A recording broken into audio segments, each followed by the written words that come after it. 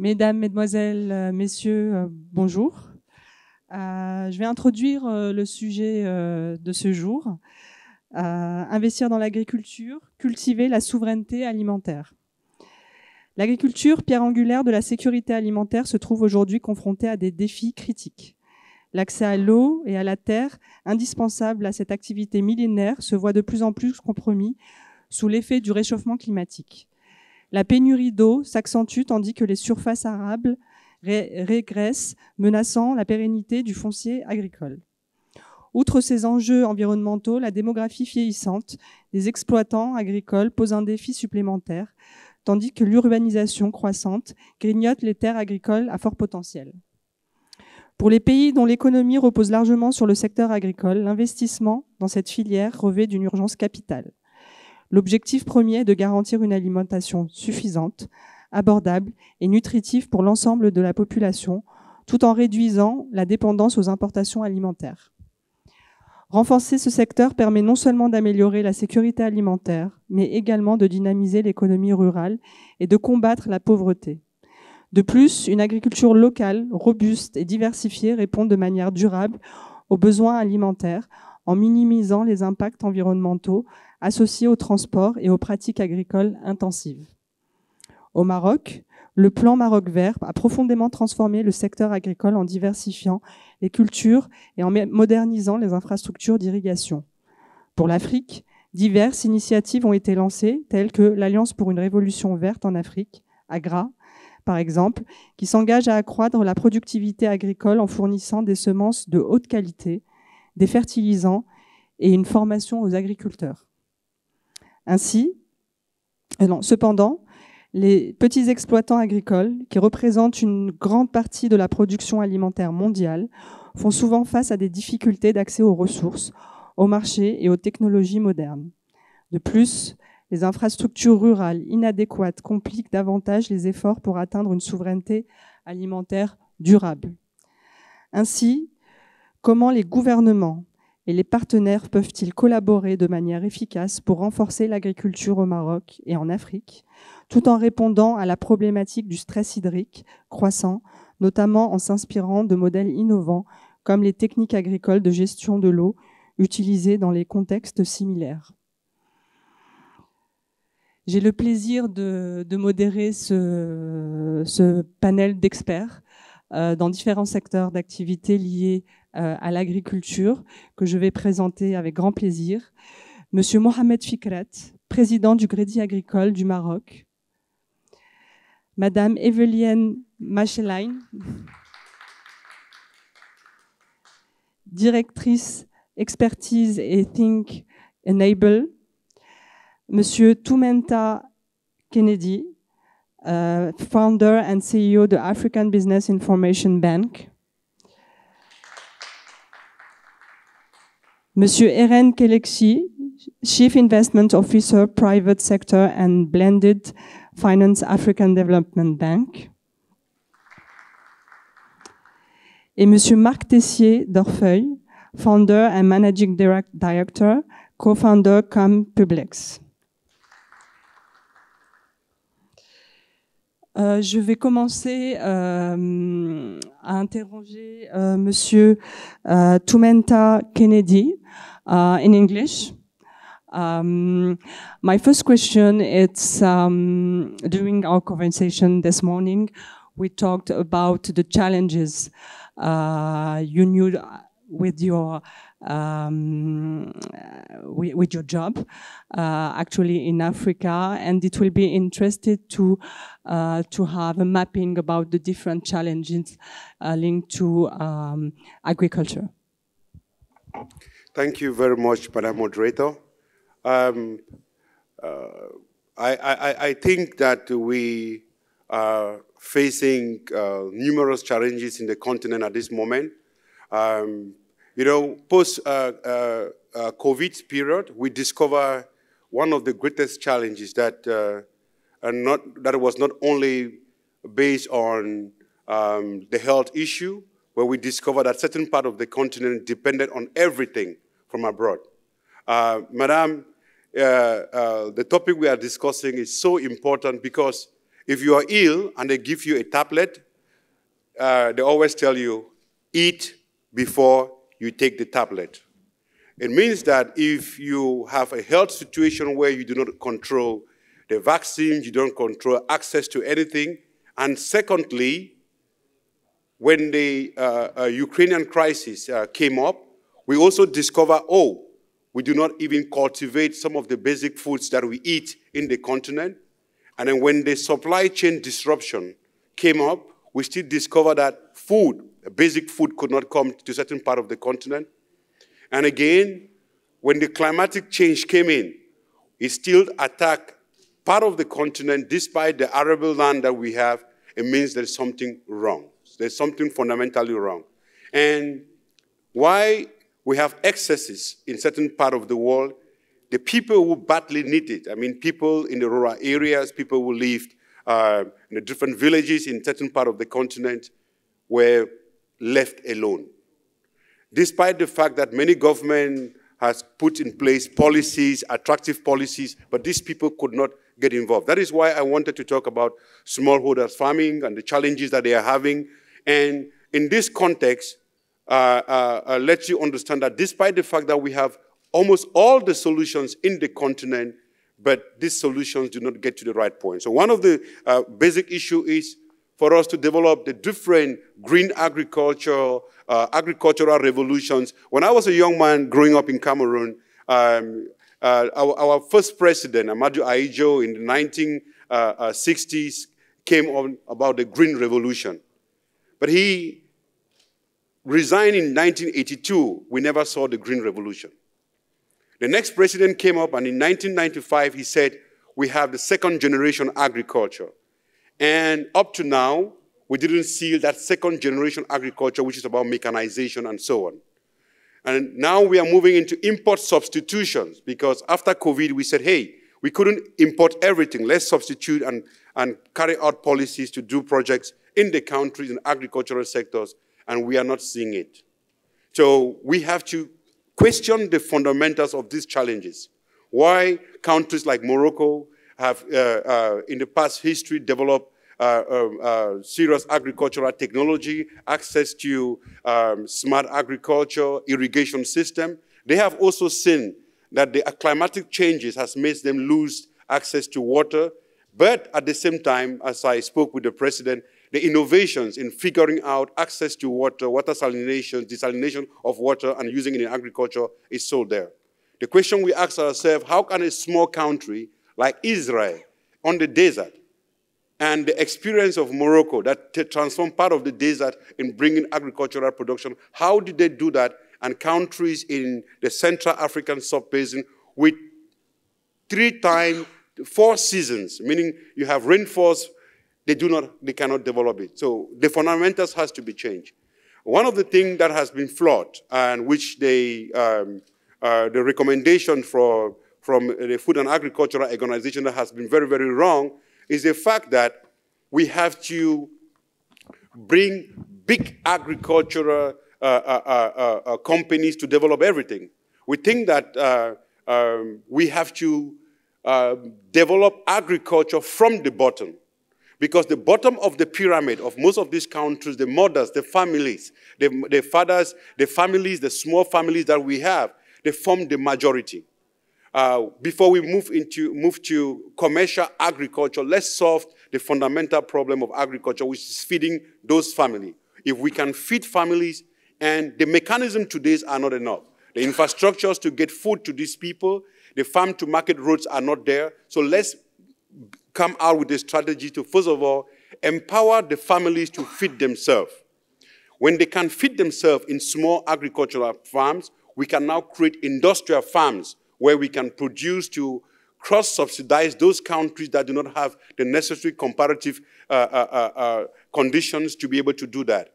So bringing policies where you want all of them, all big companies to do it, and allowing the citizens to get involved, it makes no sense. For example, recently in a country which I'm well familiar in Central Africa, Cameroon, the African Development Bank understood this problem and built infrastructures and asked the government to come out with policy to encourage farming. But what we saw is that thousands and thousands of hectares are being taken by large companies, bought for 150 years, and if you ask the government, they say, we gave the policy is efficient for everyone. No, it's not efficient for everyone, because some of these countries, from the Asian countries and others, they have incentive from their countries for them to get agricultural land and produce in the countries. So we have to do what is called positive discrimination.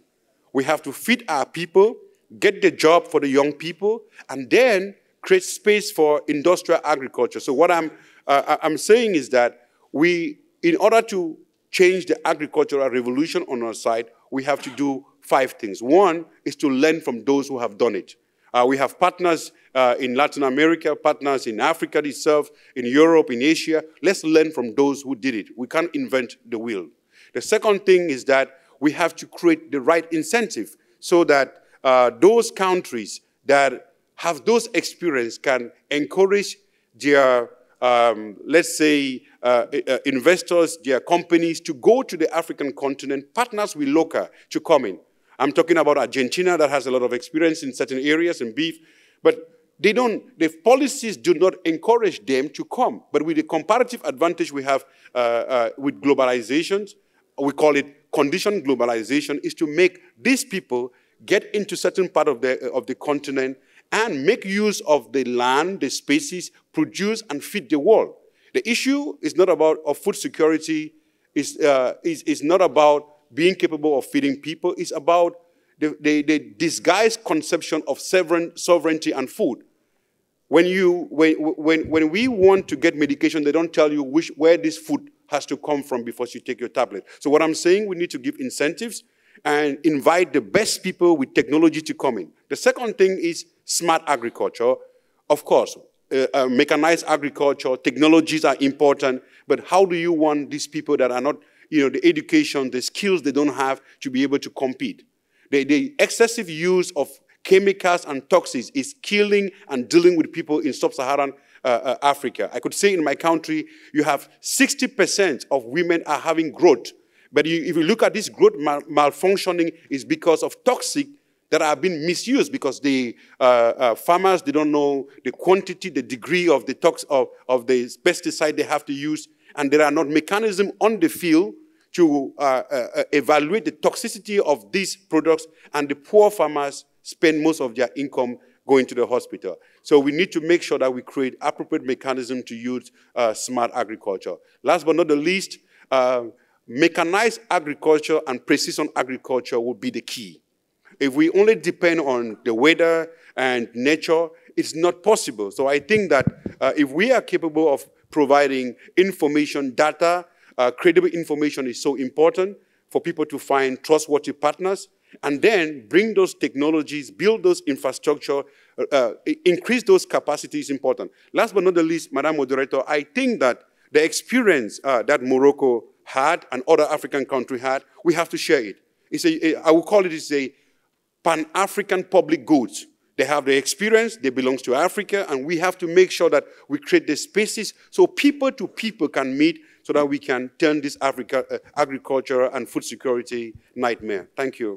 Thank you so much, Mr. Kennedy. It's a good transition to, so I will talk in French now, pour interroger Monsieur Fikret, président du Crédit Agricole, mais également vos autres casquettes, notamment du CESE et pour avoir participé au programme du nouveau développement du Maroc. Votre expérience est assez riche et effectivement, l'idée c'est de pouvoir profiter de l'expérience marocaine et de partager cette expérience avec les partenaires du Maroc en Afrique. Merci Madame Arbib. Bonjour Mesdames et Messieurs. D'abord un grand merci aux organisateurs de cette grande rencontre et aussi le choix d'une thématique qui est plus que d'actualité, où il y a énormément de domaines où on peut avoir beaucoup d'échanges entre les pays frères, le Maroc, les experts et aussi nos amis des autres continents. Au passage, M. Kennedy n'est pas de l'Amérique. Hein. Vous êtes un Africain. Oui. D'accord, très bien. Oui, Alors, pour la partie agricole, je pense qu'il faut souligner, pour le cas de notre pays, l'agriculture revêt une importance cruciale. D'abord, il y a 38 à 39% des Marocains qui vivent dans la partie rurale. Et puis l'agriculture représente un enjeu d'emploi. Il y a plus de 4 millions de Marocaines et Marocains qui travaillent dans l'agriculture et dont leur revenu dépend des activités agricoles. Et bien sûr, la sécurité alimentaire en dépend. Alors, ce qu'il faut souligner, c'est que notre pays, au cours des décennies, a fait beaucoup de stratégies, mais je cite les deux dernières. Celle du plan Maroc Vert, qui a été lancé en 2008 et qui a duré une dizaine d'années. Et le plan Maroc Vert a l'avantage d'adresser deux enjeux qui étaient importants de l'agriculture marocaine. En fait, quand vous regardez la cartographie de l'activité agricole, vous avez les petites exploitations qui sont majoritaires, 75% des exploitations sont inférieures à 5 hectares et parfois ils sont morcelés à cause du système d'héritage et de foncier de notre pays. Et puis vous avez les investisseurs modernes dans l'agriculture. Donc elle a mis en place ce qu'on appelle les deux piliers, le pilier de la solidarité qui adresse les problématiques des petites exploitations, et puis le pilier qui est beaucoup plus orienté vers les investisseurs agricoles et pour lesquels ils avaient, entre autres, et surtout, un problème d'accès au foncier, au terrain. Donc il y avait des dispositions qui ont été mises sur place pour mettre à profit la propriété de l'État de plusieurs dizaines de milliers d'hectares, où il y a eu un système pour mettre en concurrence les opérateurs et leur attribuer ces terres pour qu'ils puissent réaliser leurs projets. Mais en parallèle, avec cette approche duale, il y avait aussi une restructuration du monde agricole. Donc, aussi bien côté administration, plusieurs institutions ont été mises en place, donc, telles que par exemple l'agence de l'ONSA, une autre agence qui traite tout ce qui est produits destinés au traitement, donc que ce soit la pharmacie en quelque sorte destinée à la production par exemple. Donc, et en même temps, côté professionnel, par la restructuration du milieu professionnel en mettant en place un cadre juridique qui pousse les producteurs à s'organiser en fédération et en association interprofessionnelle pour qu'ils soient des interlocuteurs avec l'État.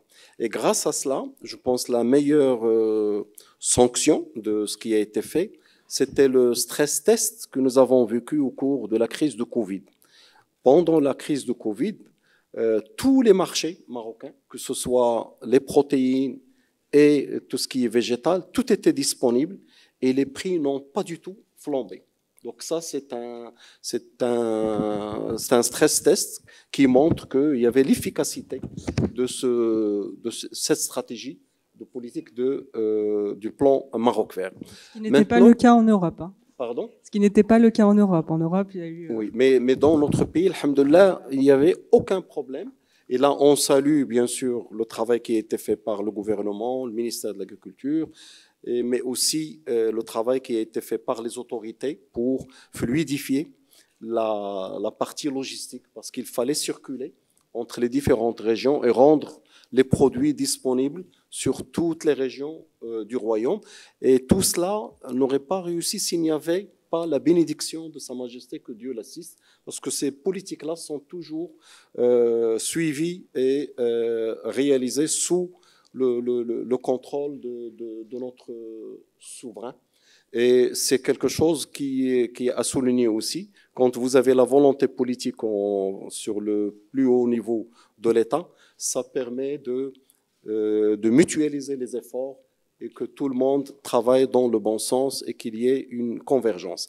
Alors, comme toute chose n'est jamais parfaite, il y avait certains éléments qui manquaient, notamment l'accès au marché, la commercialisation, la valorisation et aussi une attention plus particulière sur le capital humain. Et ces générations green, qui est la stratégie qui est en cours et qui est en cours d'implémentation, qui, elle, se focalise sur ce sujet-là pour essayer d'aller dans le traitement de ces problématiques. Alors, tout cela ne peut pas fonctionner s'il n'y a pas les ingrédients classiques. Il y a le foncier, pour lequel l'État a lancé plusieurs chantiers pour voir la réforme du foncier, au moins dans certaines régions prioritaires, notamment le Gharb. On a le problème des soulaliettes. Donc, il y a le ministère de l'Intérieur avec la coopération internationale pour trouver des solutions juridiques et un suivi spécial. Il y a la formation que nous ne devons pas oublier. Dans notre pays, il y a une grande diversité d'institutions de différents niveaux de formation qui sont là et qui a fait en sorte que notre pays a formé des générations de techniciens spécialisés, d'ingénieurs agronomes qui travaillent dans l'écosystème agricole de manière générale. Et il y a le financement. Alors, le Crédit agricole du Maroc, donc ça me permet de vous donner quelques éléments là-dessus. C'est une banque qui est totalement contrôlée par l'État, mais qui est soumise aux règles de toutes les banques confrères. Donc, nous sommes suivis par la Banque centrale du Maroc, Banque al-Maghrib, en termes de règles, de respect des directives. Et elle est missionnée pour implémenter ou financer la politique ou les politiques agricoles de notre pays. Alors, pendant le plan Maroc Vert, le Crédit agricole a participé à plus de 70 milliards de dirhams de financement de toute la gamme des exploitations. Et ça aussi, c'est une particularité du Crédit agricole. Nous avons trois compartiments. Vous avez le compartiment qui s'intéresse à l'agriculture familiale et il est adressé par la Fondation Hardy, par le microcrédit. Nous avons la mésofinance qui est adressée par une filiale du Crédit agricole qui s'appelle Tamwil Fellah. C'est un peu le milieu de la gamme des exploitations agricoles qui ne sont pas petits pour profiter de microcrédits, mais qui ne sont pas suffisamment importants pour accéder au crédit conventionnel. Donc là, on les traite avec les garanties de l'État par la filiale Tamwil Fellah. Et puis, vous avez la banque classique, conventionnelle, Crédit agricole. Alors, le Crédit agricole du Maroc pèse 85% de l'enveloppe qui finance l'agriculture marocaine. Donc 85%, il est suivi et porté par les financements du Crédit agricole du Maroc. Alors, l'agriculture, c'est un milieu qui est très complexe, qui demande un suivi particulier. Donc, la Banque Crédit agricole du Maroc n'est pas simplement une banque de financement, c'est aussi une banque d'accompagnement et de conseil. Donc, nous avons plusieurs banquiers à l'intérieur de notre groupe, j'allais dire notre grande famille du Crédit agricole du Maroc, qui sont des ingénieurs agronomes, des techniciens spécialisés. Et quand il y a n'importe quel projet qui souhaite financer ces opérations, il y a des visites terrain, des échanges pour l'orienter et le faire profiter de l'expérience par ailleurs qui est vécue. Et ça a fait que notre banque a développé pas moins de 120 produits de financement. Parce que chaque spéculation ou chaque culture a besoin d'un traitement spécial. Il y a certaines cultures où vous devez avoir des délais de grâce plus ou moins longs. Par exemple, quand vous faites le palmier dattier, vous avez besoin de 7 ans avant de rentrer en production. Aucune banque ne va vous accorder un délai de grâce de 7 ans. Crédit agricole, nous avons cela. Vous avez aussi le rythme des campagnes. Donc, il y a des campagnes qui sont courtes, d'autres plus longues. Donc, tout cela a fait que notre banque a développé plusieurs produits financiers. Et nous faisons aussi une sorte de péréquation entre le monde agri et les autres activités nationales. L'agriculture ne représente que 45% à 50% selon les années de notre activité. et les 55% à 50% sont dans le financement des autres activités, comme n'importe quelle banque universelle. Donc là aussi, on a une certaine, j'allais dire, si on simplifie à l'extrême, une certaine solidarité entre l'activité urbaine et les activités rurales.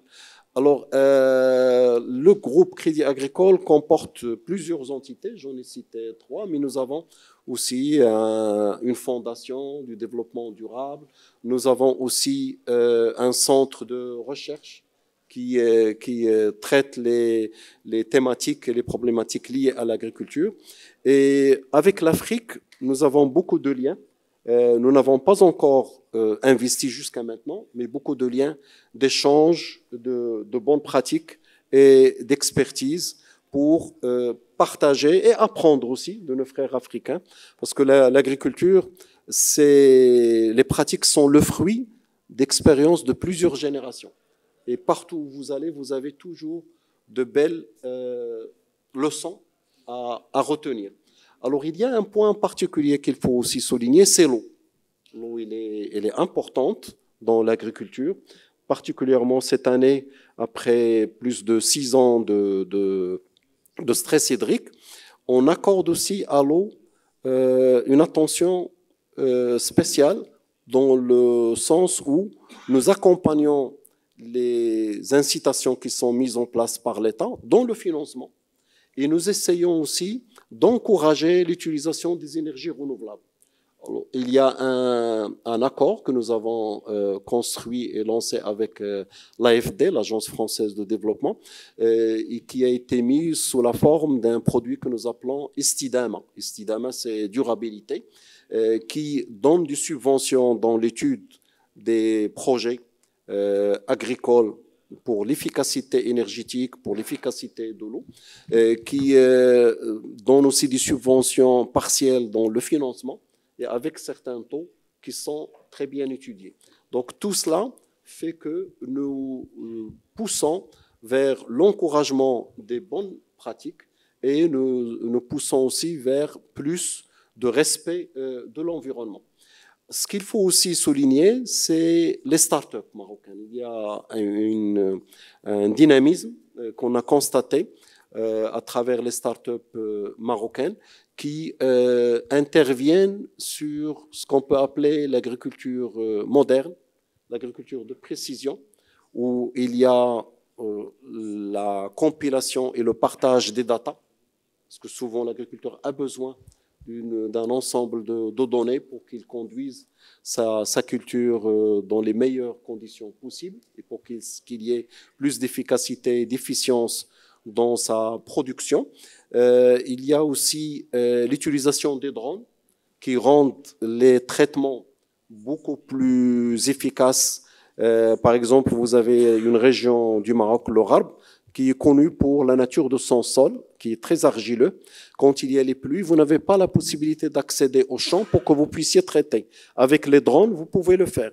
Vous avez aussi des recherches qui se font pour faire la compilation de l'imagerie et essayer de prévoir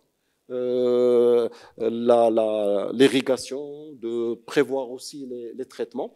Et puis, il y a des exploitations au Maroc maintenant qui sont allées très très loin dans le sens où ils connectent disons, l'état du sol en termes chimiques ou en termes de besoins hydriques avec leurs installations d'irrigation.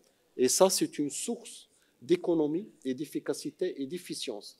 Et j'ai visité pas mal d'exploitations. Il y a même des exploitations qui mettent un QR code sur chaque arbre et ça leur permet de suivre avec précision la production de chaque arbre et d'être très, très précis dans le fonctionnement. Et tout ça, merci à l'intelligence artificielle qui commence à s'introduire au fur et à mesure. Arrêtez-moi, madame. Oui, merci. Je reviendrai vers vous. Merci beaucoup. Je vais passer la parole à Monsieur Eren Kelekchi.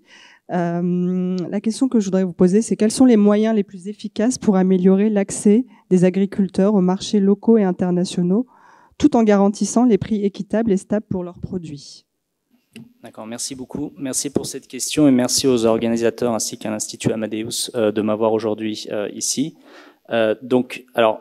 Comme l'ont évoqué mes collègues ici, je dirais que l'histoire agricole africaine, et c'est une constante parmi les 54 pays, c'est vraiment une histoire de paradoxe, puisque vous avez d'un côté une abondance en termes de capacité, une abondance en termes de terrain, une abondance en termes de potentiel, mais malheureusement, on ne peut pas manger le potentiel, n'est-ce pas? Donc l'idée est de transformer ce potentiel en production active. Et pour ce faire, vous avez au centre de l'équation des petits fermiers qui sont très nombreux, puisqu'ils constituent la majeure partie de la production agricole en Afrique, mais qui ont un vrai problème, je pense, une vraie question liée à leur productivité.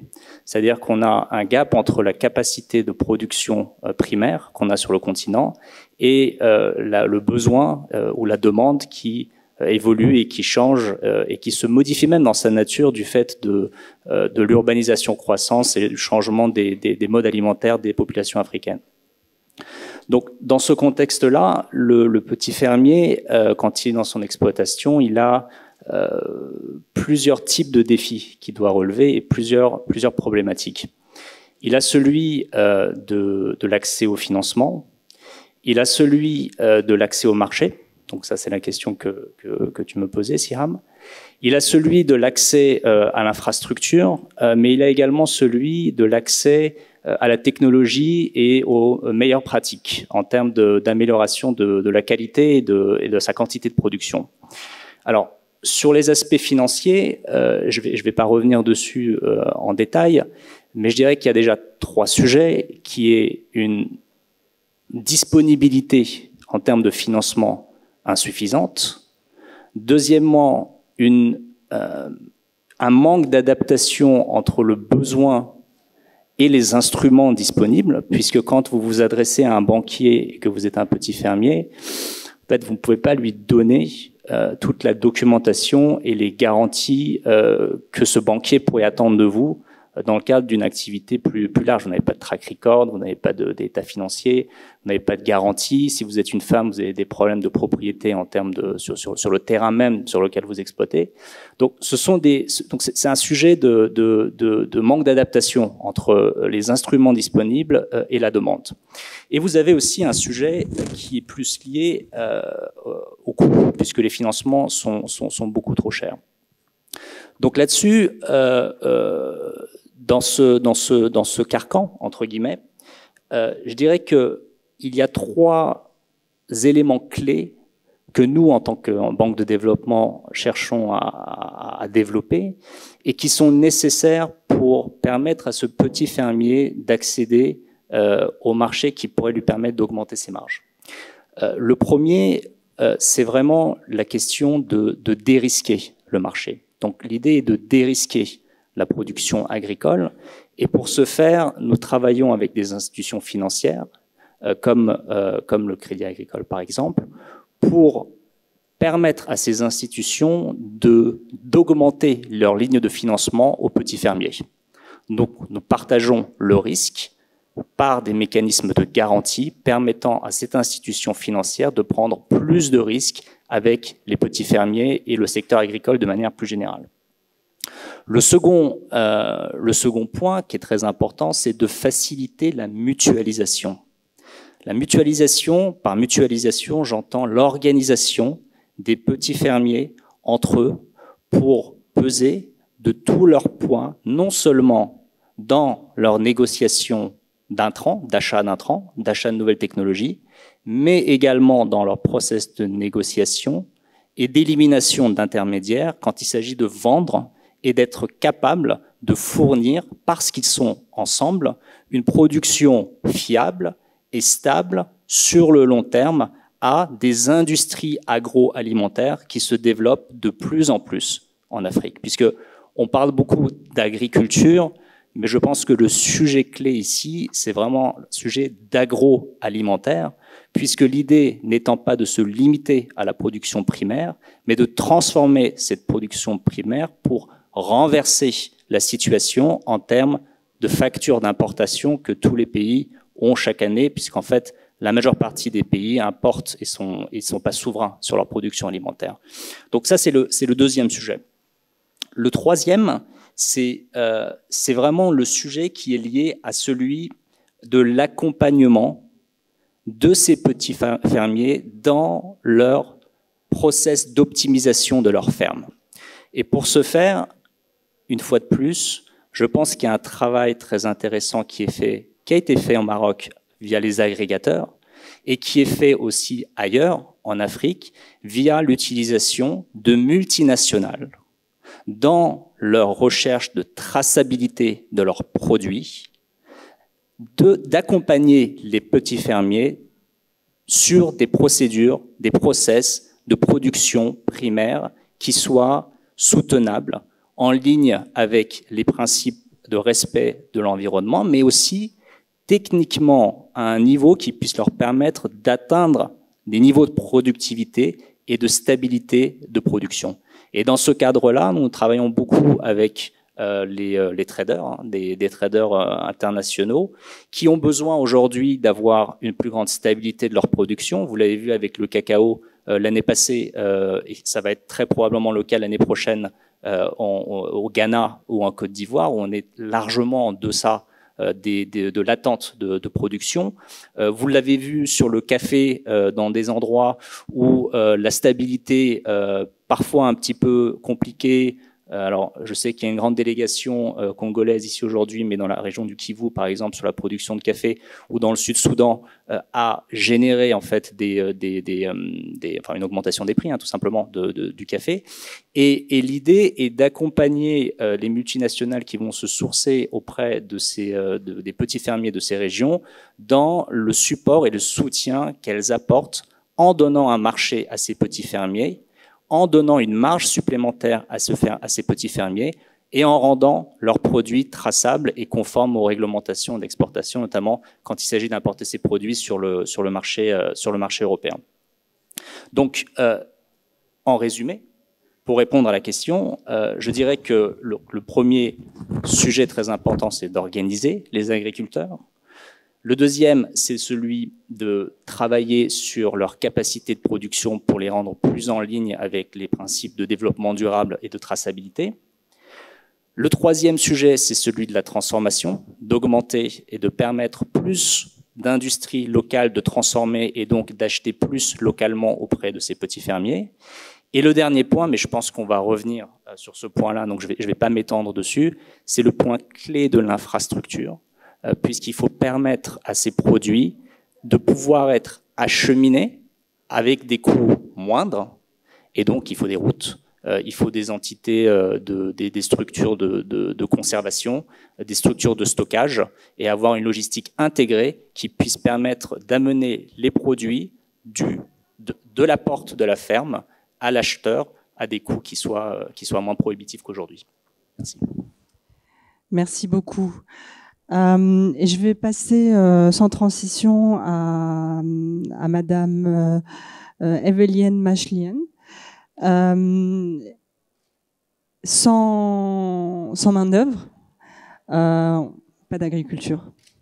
Donc ma question est orientée. Donc en quoi l'éducation et la formation des jeunes aux pratiques agricoles durables peuvent-elles contribuer à pérenniser l'agriculture et revitaliser les zones rurales en réponse aux défis démographiques et environnementaux en période d'exode rural?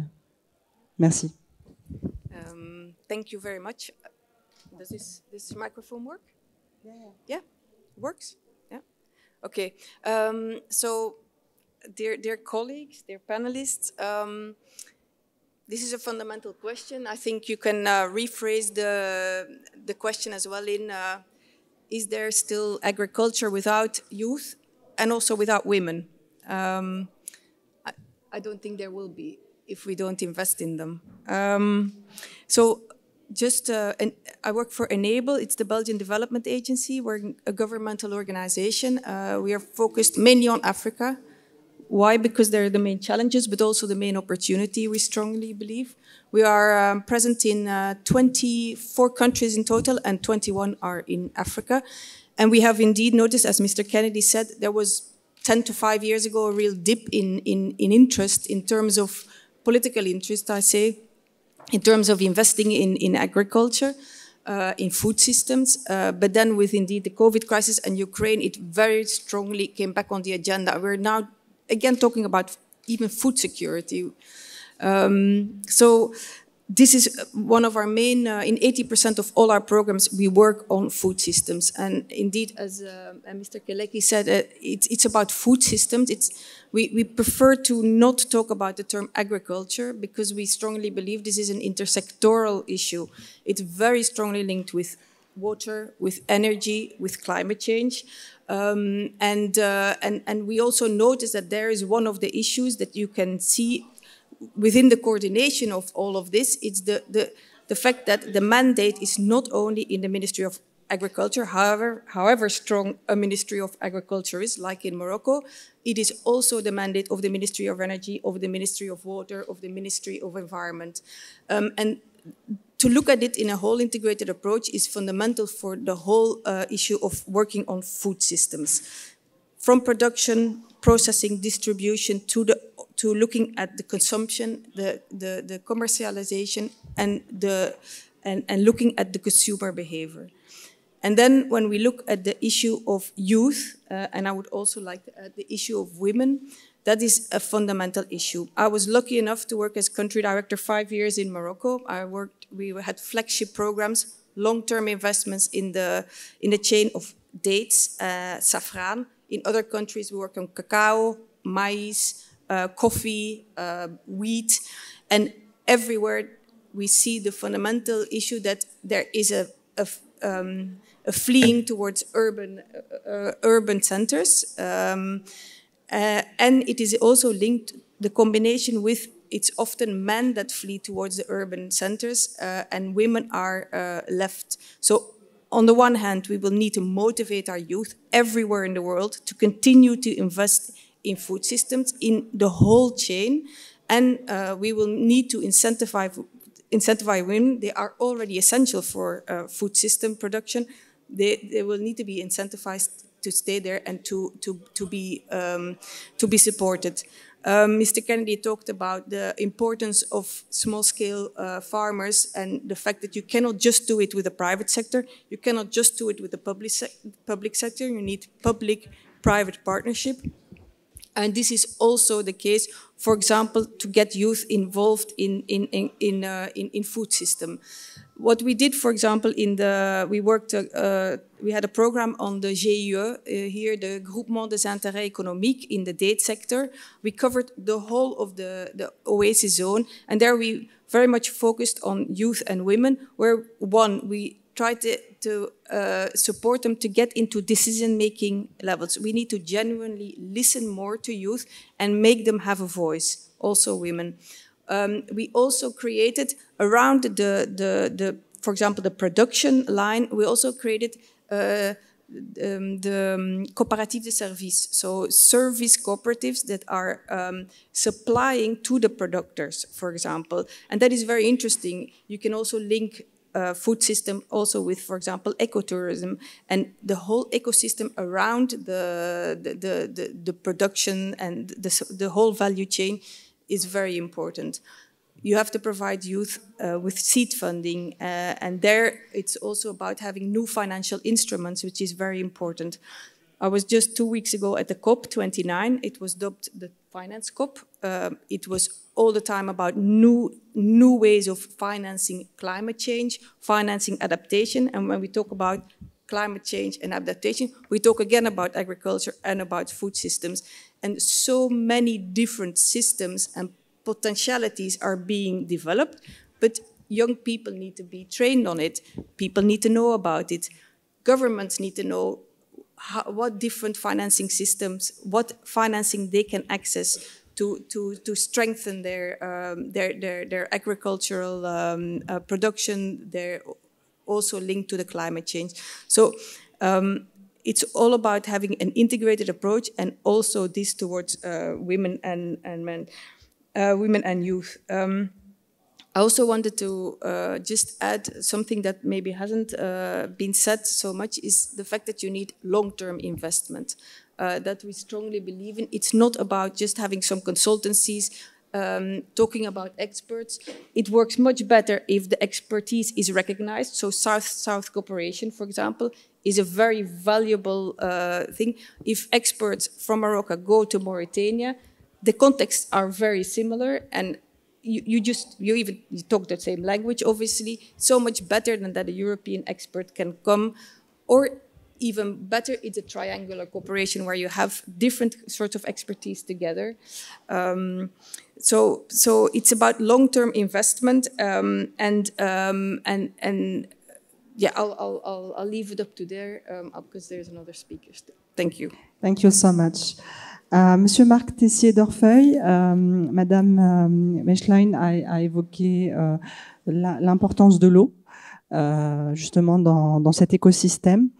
Donc, comment les gouvernements peuvent-ils utiliser les technologies agricoles avancées, comme la gestion intelligente de l'eau, pour optimiser l'utilisation des ressources hydriques limitées tout en augmentant la productivité? Est-il intéressant d'impliquer dans ce cadre-là le partenariat public-privé?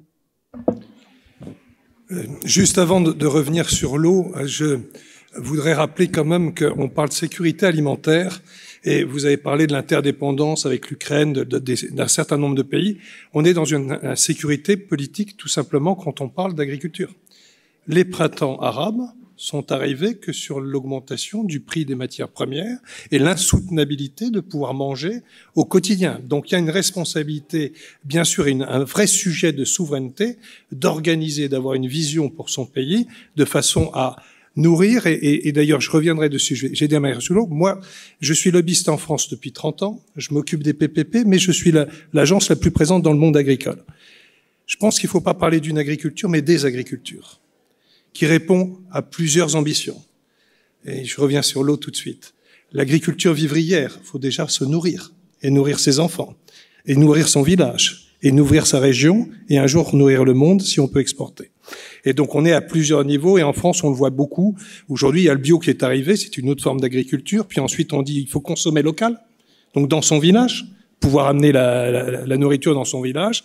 Et il n'y a pas d'agriculture bien sûr sans eau. Donc ce sujet, je reviens à votre question et je rebondirai un peu sur quelques petits... L'eau, c'est la vie, et ça doit être essentiel. Et le roi Hassan II avait, avant même le plan Maroc 2008, il l'a pensé presque 20 ans avant. Si je fais pas des barrages pour mon pays, je ne pourrais pas avoir une agriculture qui fonctionne. Donc le sujet de l'eau est au cœur des dispositifs, avec des dispositifs très très différents. J'écoutais hier le Premier ministre de Guinée qui me dit nous on est le réservoir d'eau de tous les fleuves africains. Et au Cameroun vous avez aussi beaucoup d'eau et avec une terre arable absolument phénoménale. Puis il y en a d'autres pays les pays du Sahel n'ont pas d'eau. Et le Maroc en avait un peu et en a beaucoup moins actuellement, puisque sans me tromper, Monsieur le Président, je crois savoir que dans le barrage de Casablanca, il y a plus de 3 ou 4% de volume disponible. Donc il faut repenser le PPP, est un outil d'abord pour aller chercher de l'eau et peut aussi être un outil agricole. Donc très clairement aujourd'hui, les 9 prochaines usines de dessalement au Maroc, ce seront des usines en PPP. Il faut l'eau pour les populations, et il y a le conflit d'usage de l'eau, il faut de l'eau pour les agriculteurs aussi. Bien sûr, il y a toutes ces nouvelles techniques qui vont venir, que ce soit les drones, que ce soit les calculs, qui doivent permettre de faire une agriculture aussi productiviste avec moins d'eau. C'est possible, et encore faut-il la mettre en route. Il y avait eu, il y a 10 ans, on en a parlé tout à l'heure, à El Gardan, sur des exploitations d'orangeraies, la volonté de faire le premier PPP de distribution de l'eau avec un aqueduc qui était payé par l'État et une irrigation payée par les agriculteurs. Et à l'arrivée, le PPP permettait d'avoir le prix de l'eau le moins cher pour les agriculteurs. Donc oui, les PPP, c'est un levier bien évidemment sur l'eau, et donc on ne peut pas ne pas réfléchir à la place de l'eau sur le continent africain et aussi peut-être à une solidarité de l'eau.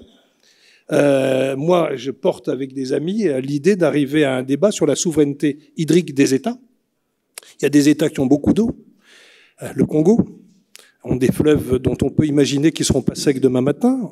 Sur 50 ans, on peut. Après, je ne parierai pas.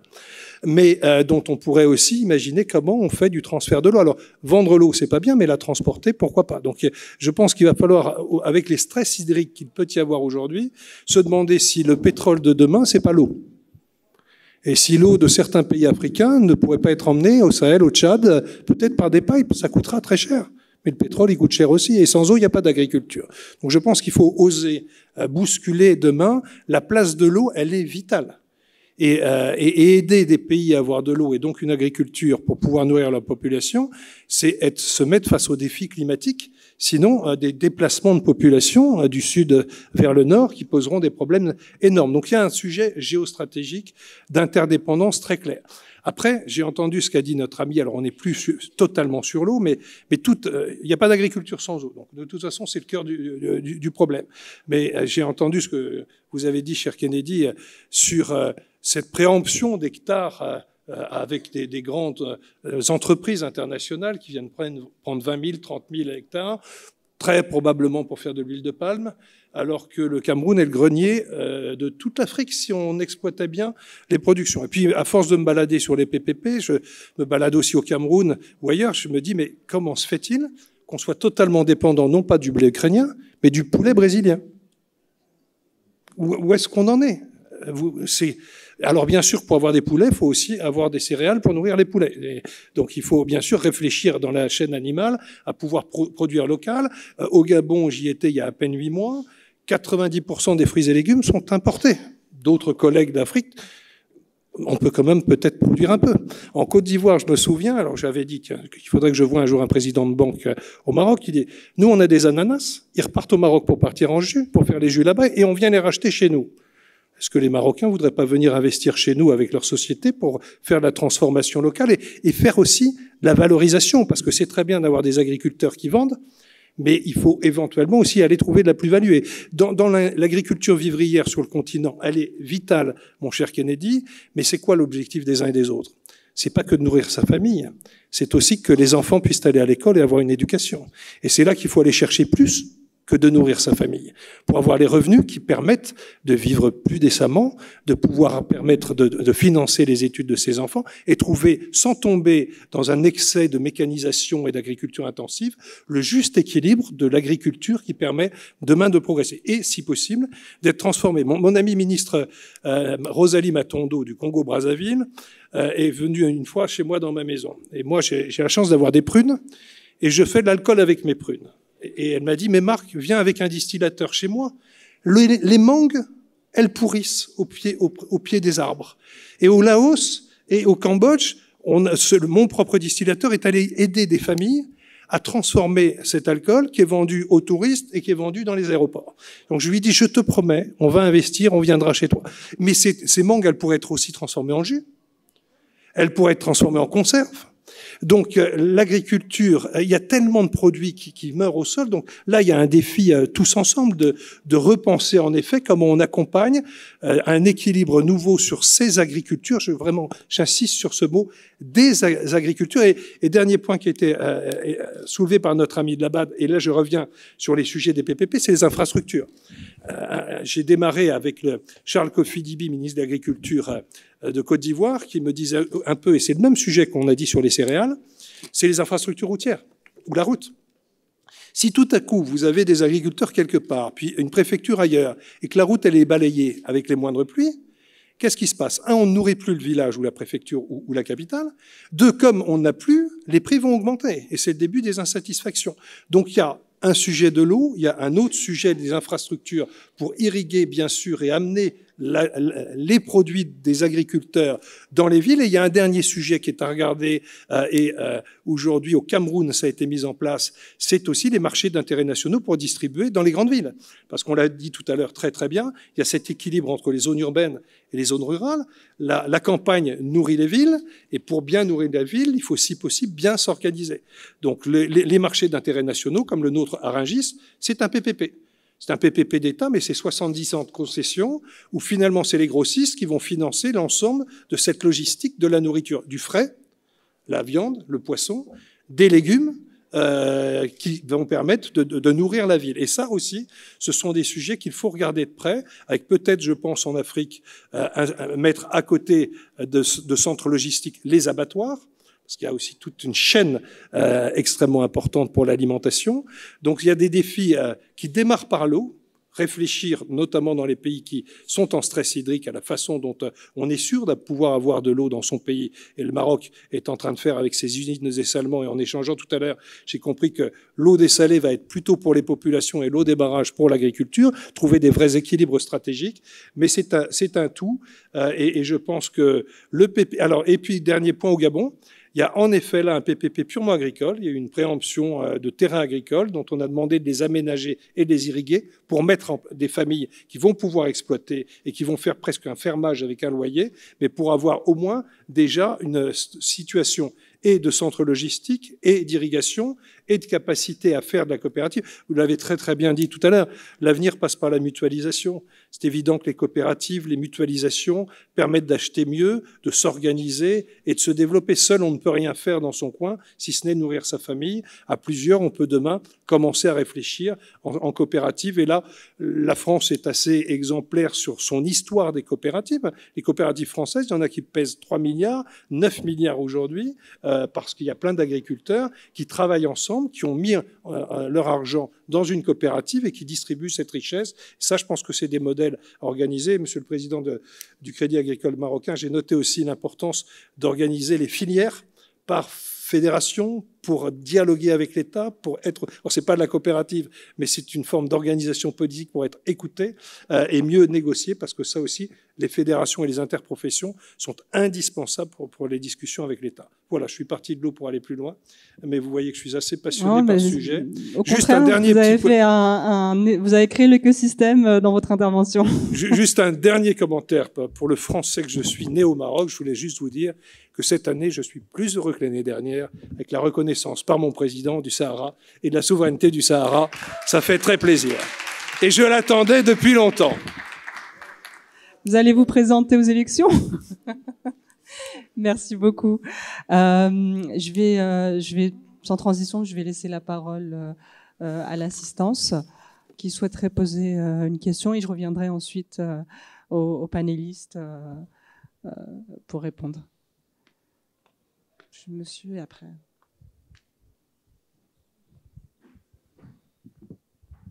Oui, bonjour. Je suis Florian Saint-Vincent, je représente la société Rinac, une société d'ingénierie italienne basée à Gênes, spécialisée dans le core business portuaire, aéroportuaire et les routes. Et pour ma part, j'interviens spécifiquement dans le secteur agro-industrie. Nous intervenons actuellement à Abidjan pour la conception d'un marché de gros et d'une zone logistique qui manque depuis 30 ans à Abidjan, sur le nord d'Abidjan, à côté du stade de la Coupe du Monde.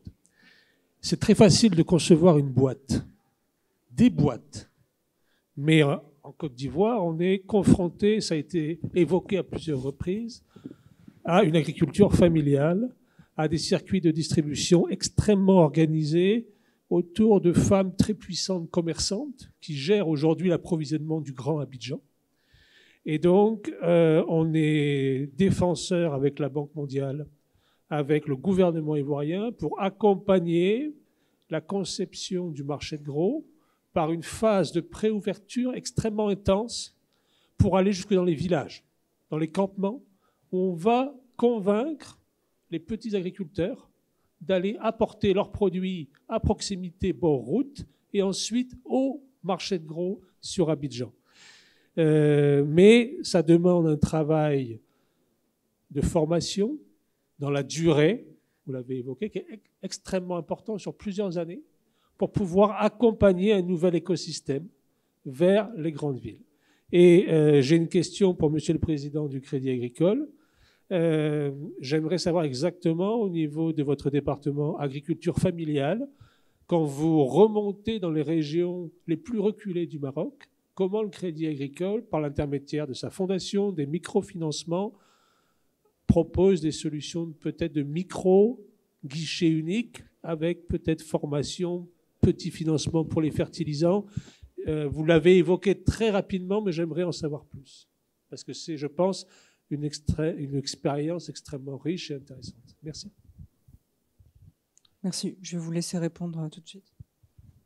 Merci beaucoup pour votre question qui pose un problème extrêmement important qui est la logistique, tout simplement.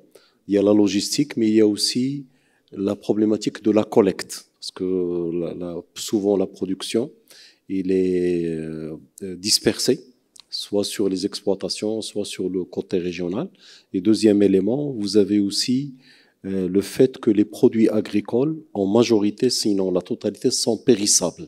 Donc vous devez avoir une logistique qui soit réglée et qui permet d'arriver rapidement au marché pour garder la qualité de vos produits. Alors en ce qui concerne les coopératives, il n'y a pas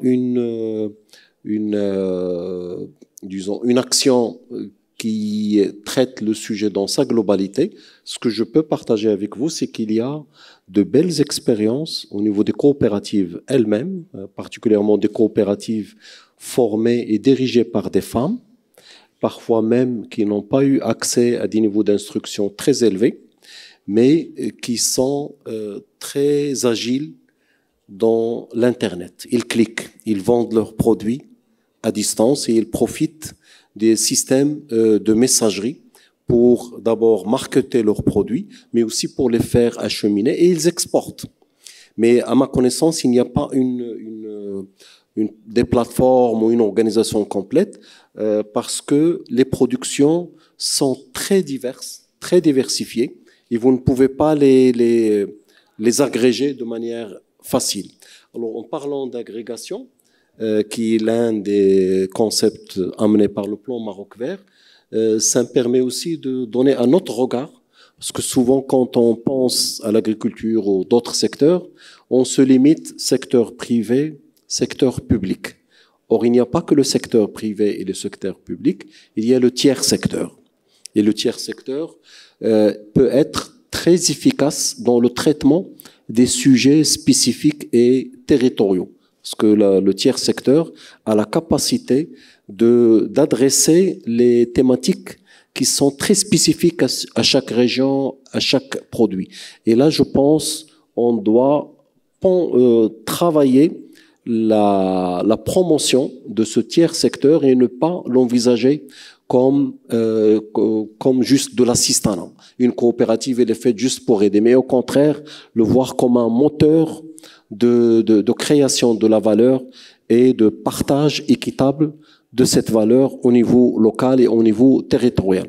Je veux faire deux petits compléments, même si on ne les avait pas traités tout à l'heure.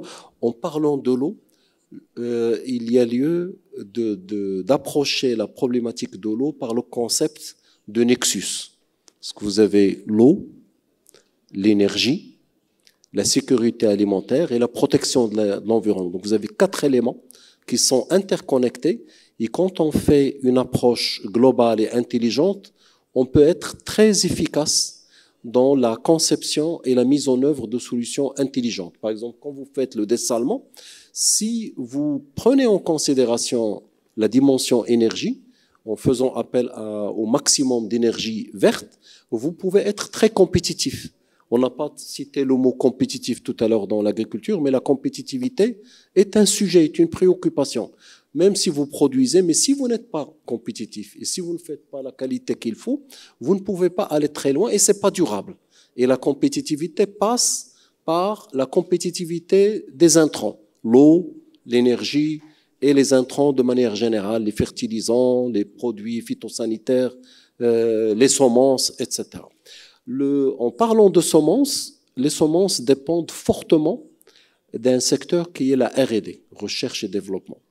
Et la R&D, elle est très coûteuse et il ne peut pas être porté par des privés, sauf s'ils ont un niveau très élevé de richesse. Et là, c'est un secteur où les États doivent intervenir. La R&D, ça fait partie de ce que vous avez dit, madame, des actions de fonds de long terme. Les pays qui ont réussi, ils ont une R&D productive et très dynamique qui a permis de mettre au point soit des semences adaptées à leur climatologie, soit aussi des méthodes de production modernes qui adressent la question de la compétitivité et de l'efficacité et de la qualité. Merci. Merci à vous. Deuxième question, s'il vous plaît. Je vais prendre 2 questions supplémentaires.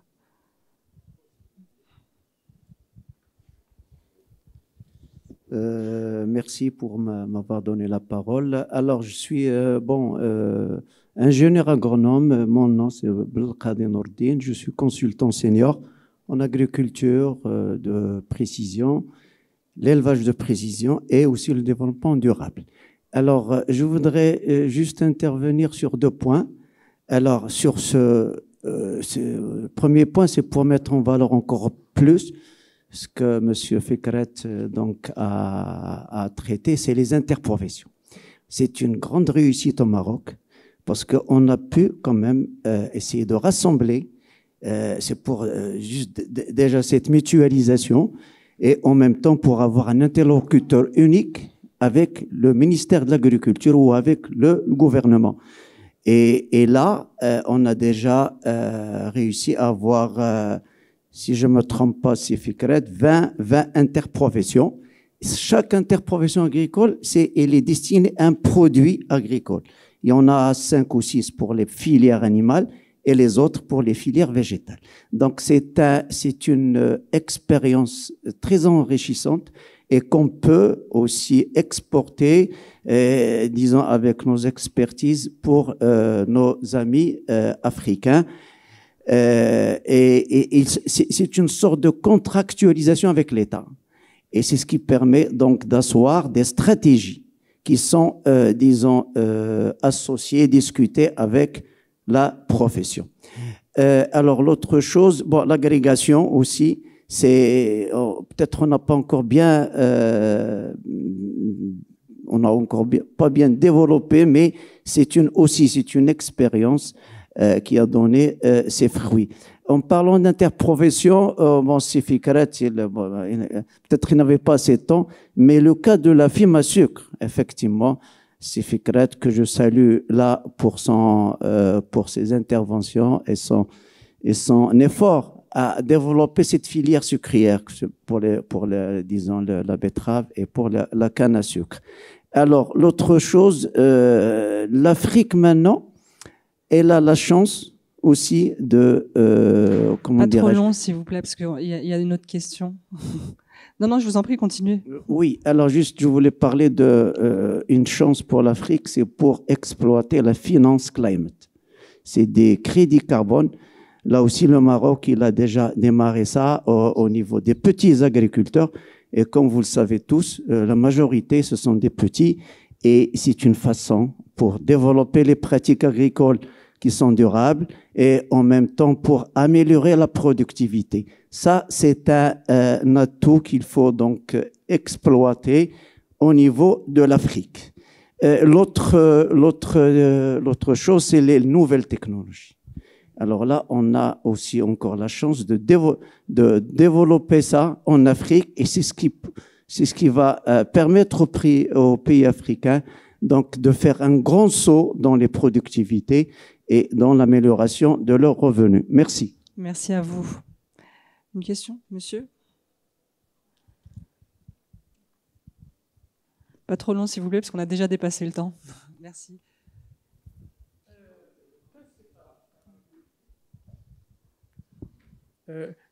Can I speak Arabic? Yeah, you can. Yeah. Oui, vous pouvez. Thank you. بداية تحياتي لكم فخامة معالي الأساتذة الكرام. تحياتي كذلك لكافة الحضور الكريم. Il va parler en arabe. Juste le temps qu'ils mettent les casques. كل الشكر والتقدير لكم فخامة معالي الأساتذة الكرام.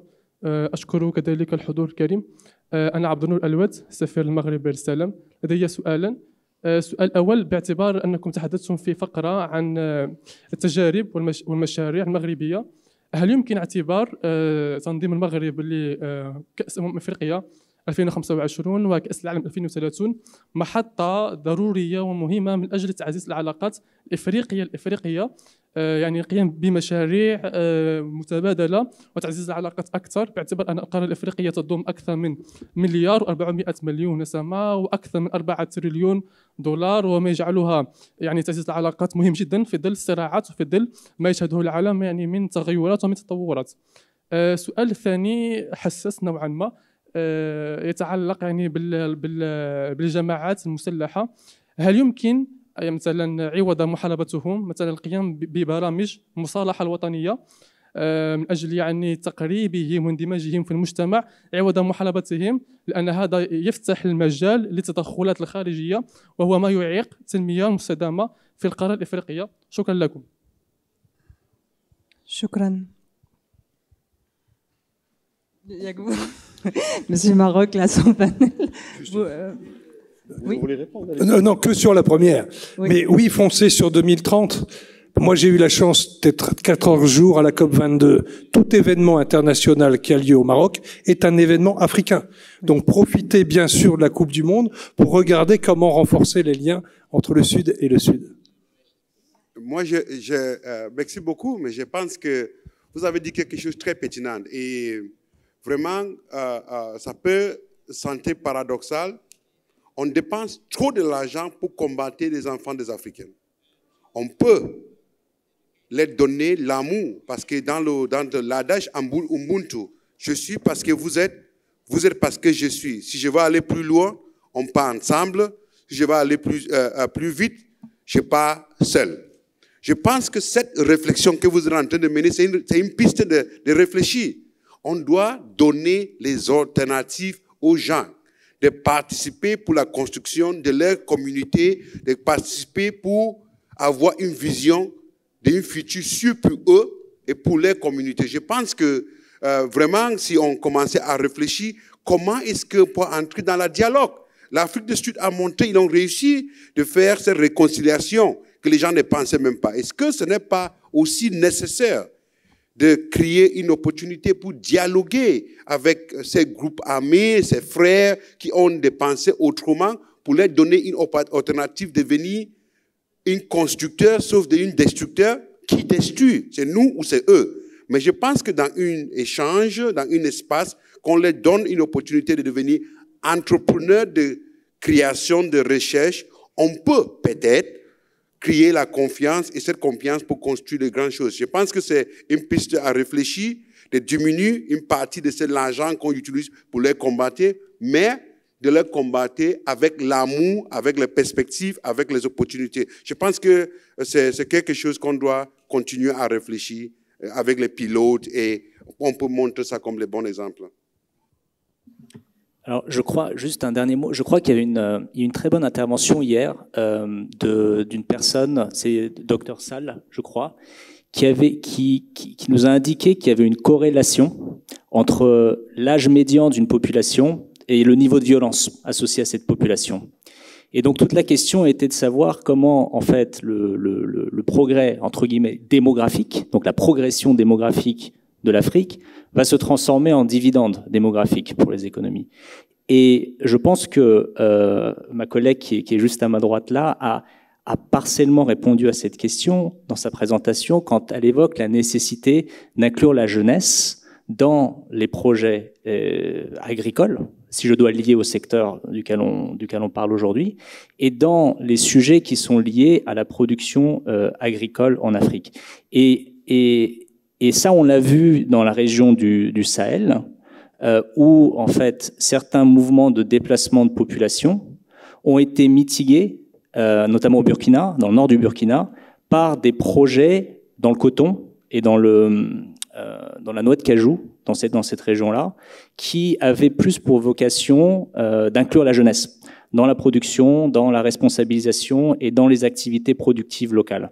Donc je pense que, étant donné que le secteur agricole mobilise une large partie de la population de ces pays, l'inclusion de la jeunesse et les programmes visant à inclure plus avant les jeunes dans ces projets peut faire partie de la solution. Merci. Merci. Monsieur Fikret. شكرا جزيلا على سؤالك. أريد فقط أن ألح على نقطة خاصة، وهي أن القلب ولا المشاكل هي التنمية. ملي كتكون هناك تنمية اللي كتخلق ثروة وكتمكن من توزيع هذه الثروة بشكل عادل، كينقصوا الأسباب ديال الاحتقان داخل أي مجتمع.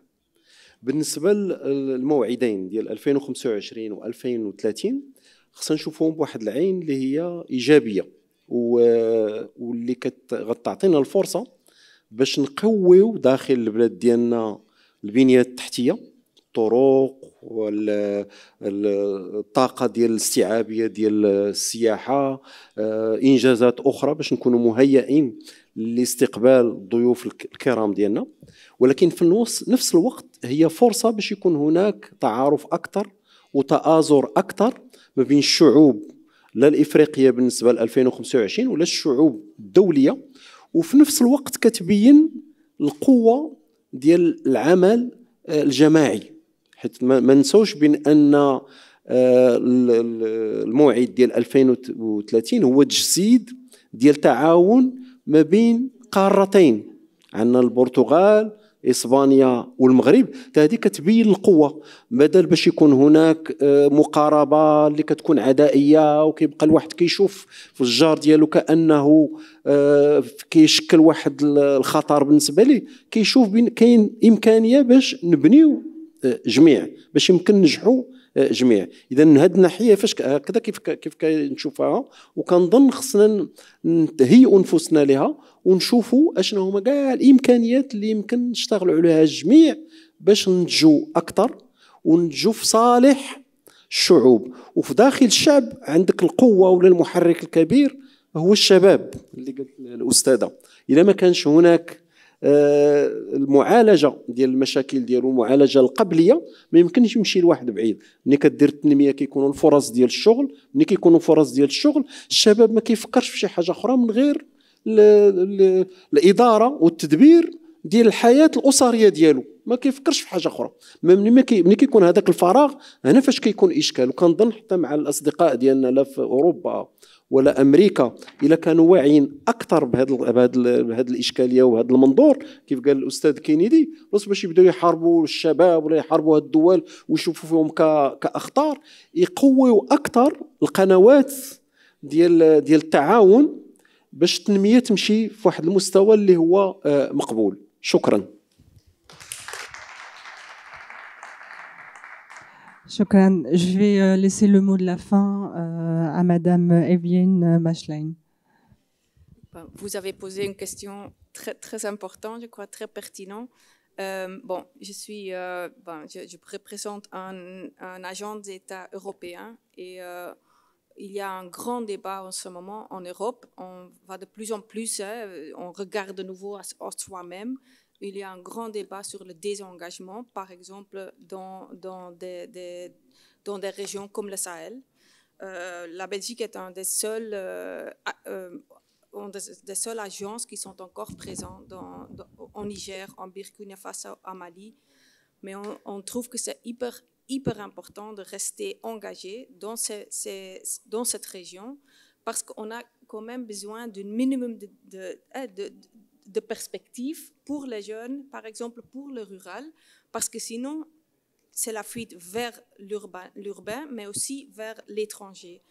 Et pour développer un pays, on a besoin de toutes ces zones-là pour un écosystème fructif qui peut donner un avenir. Et aussi, on voit la situation au Sahel, par exemple, ça risque aussi de s'élargir s'il n'y a pas un minimum de sécurité. C'est pour ça que je suis mitigée dans le fait, oui, on doit moins investir dans les combats, dans la défense. De l'autre côté, il faut un minimum de sécurité pour pouvoir s'épanouir comme pays ou comme région.